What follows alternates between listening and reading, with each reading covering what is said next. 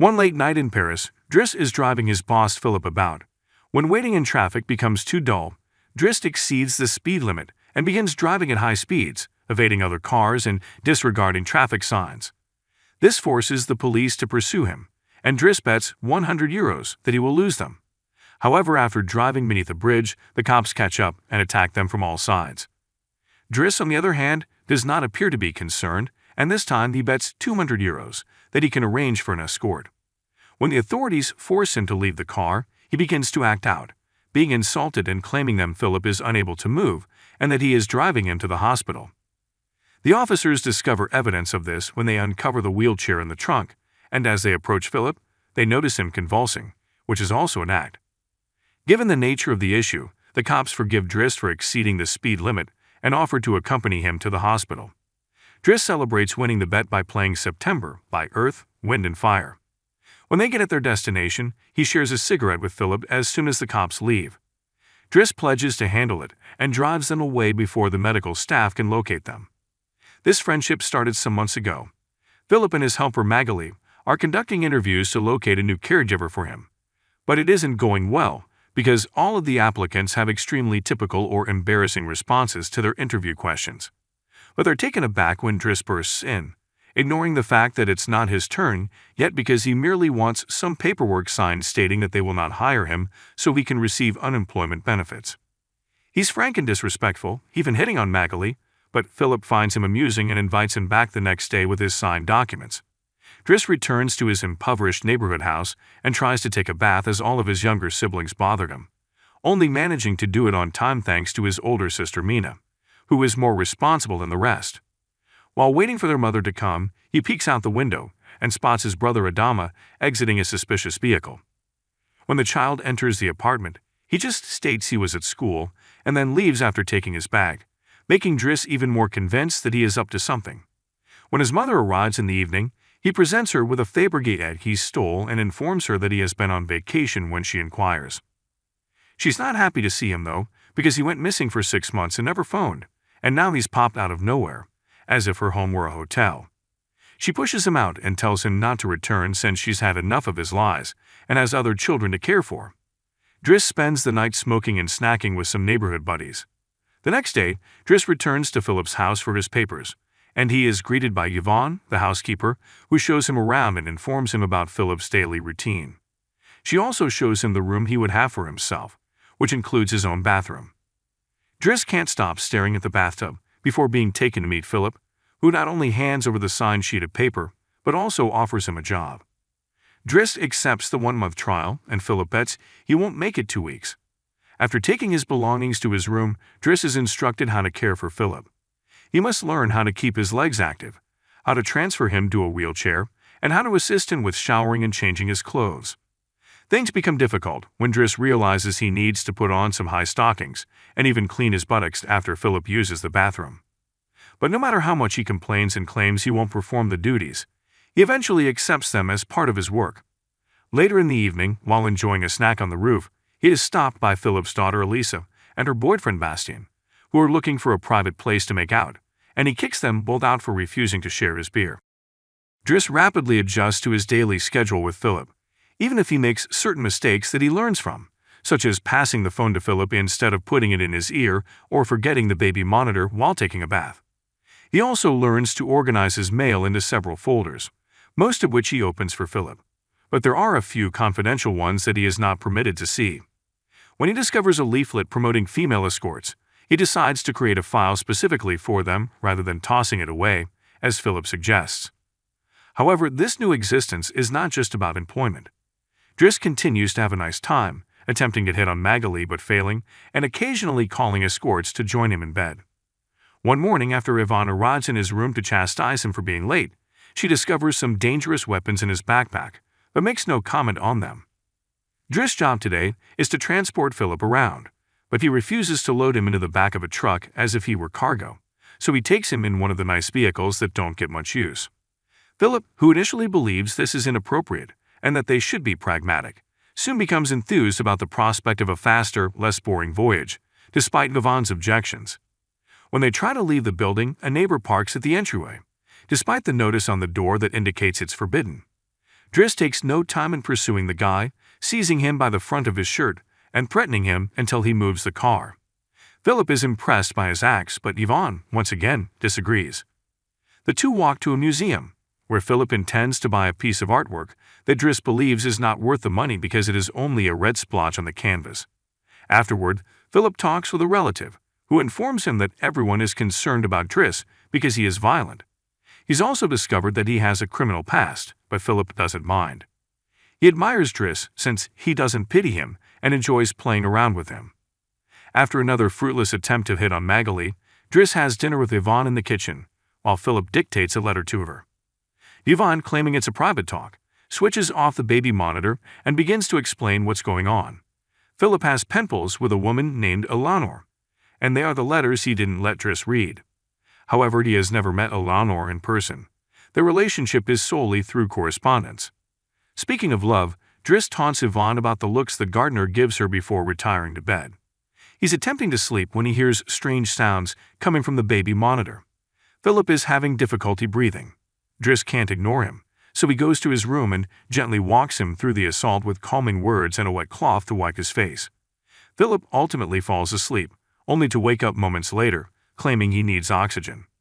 This time, Driss does not hesitate. He places Philippe in the wheelchair, covers him with blankets, and takes him for a walk by the river. Philippe hasn't seen Paris at night in a long time, so he's feeling more relaxed. He tells Driss that the drug can only accomplish so much, and he occasionally feels phantom pain. When they see some females walking by, Philippe admits that he is incapable of pleasing a lady due to his predicament, but he can obtain some enjoyment by having his ears massaged because they are sensitive zones. When the phantom pain returns, Driss shares one of his joints with Philippe, who is initially dubious but eventually falls in love with it. They then head to a restaurant, where they joke around while eating, and Philippe decides to tell them more about his story. He met his wife while they were students, and shortly after their marriage. She miscarried 5 times and was diagnosed with an incurable deadly illness. That is when they adopted Elisa. Philippe has always enjoyed competitions, extreme sports, and speed, and paragliding provided him with all of that.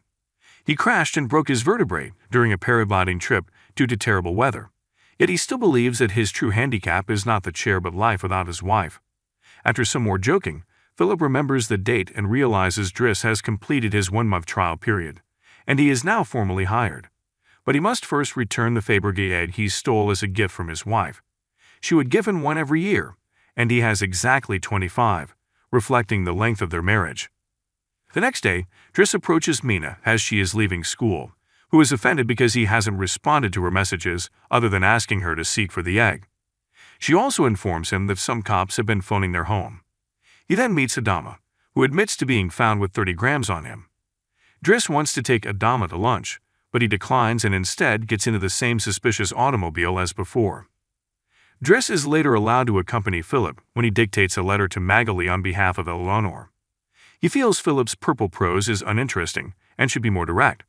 He's also surprised to learn that this has been going on for 6 months and they'd never exchanged images. When he discovers her phone number on one of the letters, he interprets it as a sign and calls her, forcing Philippe to answer the phone and finally speak to her outside of the written word. Their chat goes so well that Philippe is now constantly on the phone with her, even before he and Driss go to the opera, where Driss laughs and makes fun of the clothes. The next day, Driss persuades Philippe to trade images with Eleanor, selecting one of him in his wheelchair. Elisa then storms into his room as he is painting, asking for cigarettes, and mocking him for attempting to be artistic. He kicks her out before going to meet Philippe, who is currently requesting that Yvonne replace the chosen picture with one of him when he was not quadriplegic. She hides the image within the escort file just as Driss storms in, yelling about Elisa and telling Philippe he needs to reprimand her, which Yvonne agrees with. Philippe agrees to speak with her, but he is astonished when Driss reveals that he has been painting. Day after day, Philippe and Driss' friendship becomes stronger.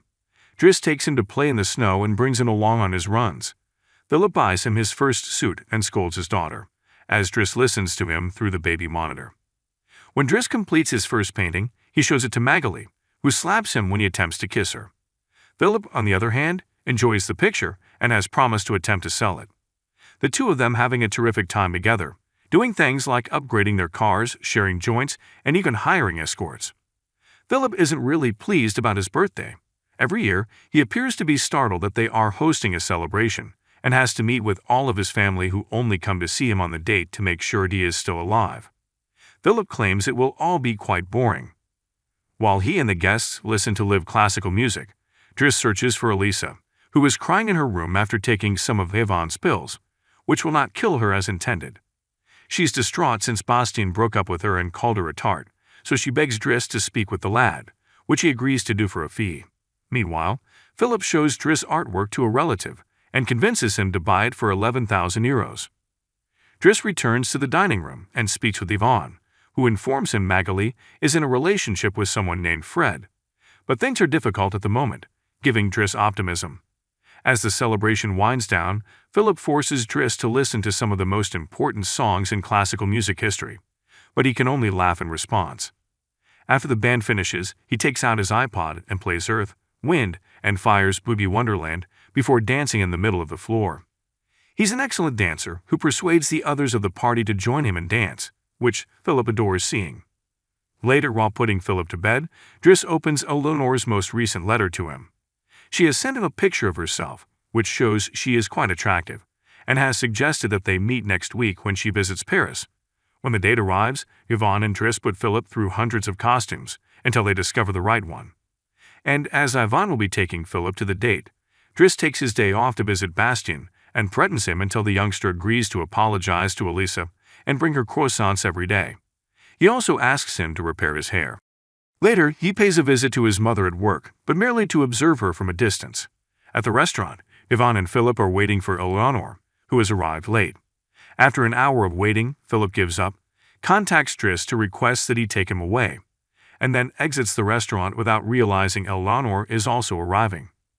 That same night, Philip takes Driss on his own plane and gives him the money he received for selling the photo, making him extremely happy.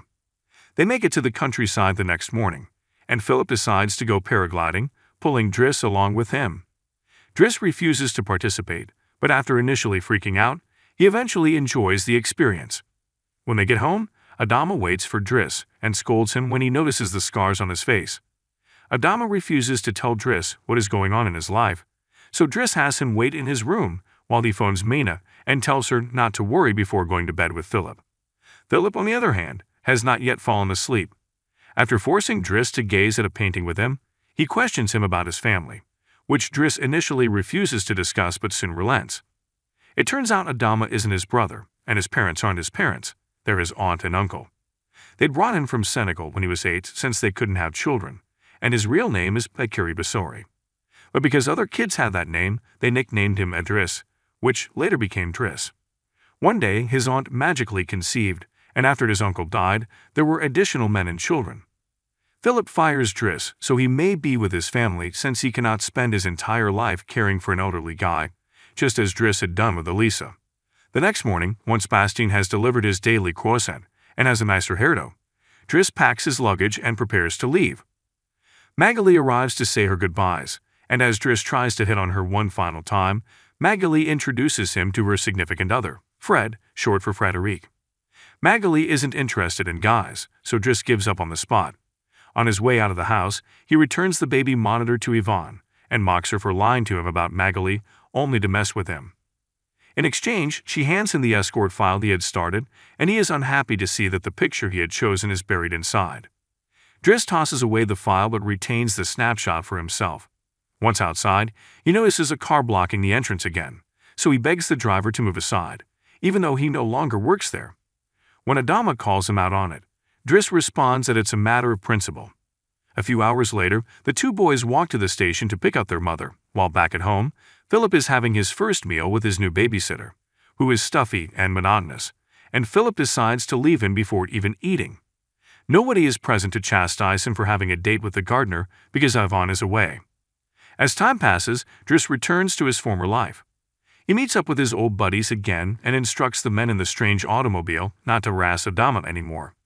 When he goes to an interview for which he lacks expertise, he impresses the employer by referring to himself as pragmatic and utilizing all of the art knowledge he gained while working for Philip. This gets him a job as a driver. Philip continues to resent his new caregiver and is often in a poor attitude. One night, He refuses to let anyone in the home aid him with his phantom pain, so Yvonne contacts Driss and invites him over. That's how they got into the scenario in the first place, with authorities chasing them down and then accompanying them to the hospital. After that small adventure, Driss drives Philippe to the coast, where the sight of the sea helps him relax. Later, Driss trims Philippe's long beard before taking him to lunch at a restaurant, but he does not stay because someone else will be keeping Philippe company today. Driss bids him luck and eventually returns his egg before departing, and Philippe begins to worry about being alone until he meets his date, Eleanor, who is overjoyed to see him and is unconcerned about the chair. The genuine Count Philippe Pazzo de Borgo now lives in Morocco, where he has remarried and has 2 daughters. The real Driss, Abdul Yasmin Selu, owns his own business and is married with 3 children. The 2 men remain very good friends to this day.